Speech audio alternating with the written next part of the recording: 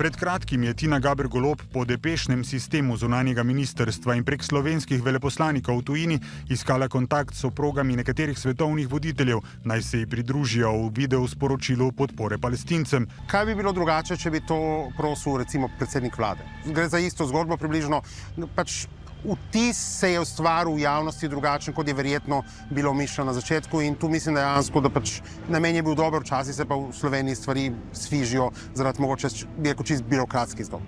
A javnosti in stroke premierjeva soproga ni razburila prvič. Pred časom je v družbi nutricionista upokojencem delila nasvete za boljše življenje. Šalila se je na račun predsednika SDS. Halo? Janez? A me slišiš, ali suklet? Predsedniku vlade pa se to, kot je pojasnjeval v intervjuju za 24 ur Fokus, ni zdelo neprimerno.